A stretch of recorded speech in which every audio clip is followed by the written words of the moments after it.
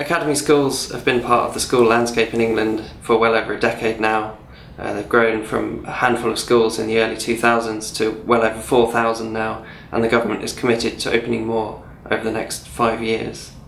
It's been a key driver of education policy for successive governments, but analysing the effects that it's had on education is complex and the evidence base is still emerging. Our research looks at the impact that academies have had on pupil attainment in 2014.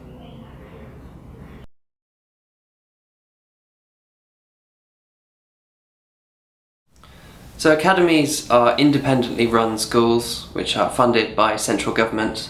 There are two main types of academy school.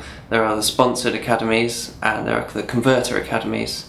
So sponsored academies were schools that were perceived to be failing, so became academies in order to improve them, whereas converter academies were high-performing schools which were given the choice of becoming an academy. So they became academies for very different reasons, but in our analysis we're focusing on the same thing in each case, which is whether educational attainment improved as a result of becoming an academy.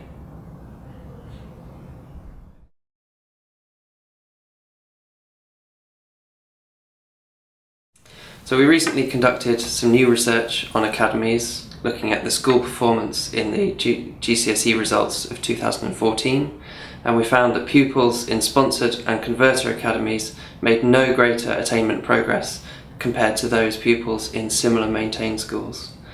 So our previous research had found an association between becoming a sponsored academy and improvement in GCSE results.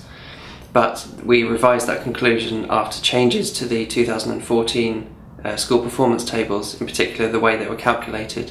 So these changes meant that the contribution that vocational qualifications made to a school's performance was reduced, and pupils in sponsored academies had tended to take more vocational qualifications.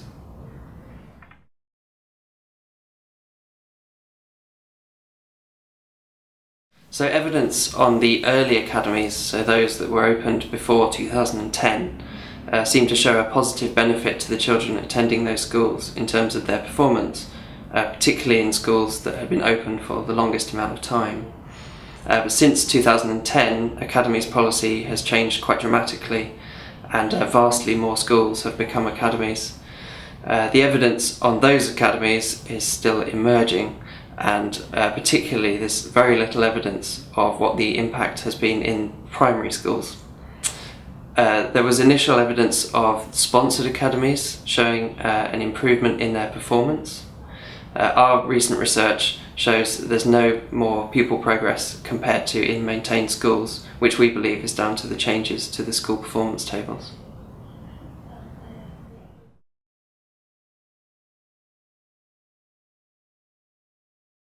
So our approach to analysing what impact academy status had had on schools' GCSE performance was to compare academies with similar schools that had not become academies, so in the sense that they had the same school performance and the same pupil deprivation and the same Ofsted ratings on average before they became academies. If you compare all academies with all maintained schools, that's likely to be a misleading comparison because it's not really comparing like with like. We also looked at sponsored academies and converter academies separately because of the different contexts and the different reasons that those schools had become academies in the first place. We compared performance several years after the schools had become academies because it takes time for academy status to have an effect on the way that the school operates and therefore have an impact on what pupils are being taught.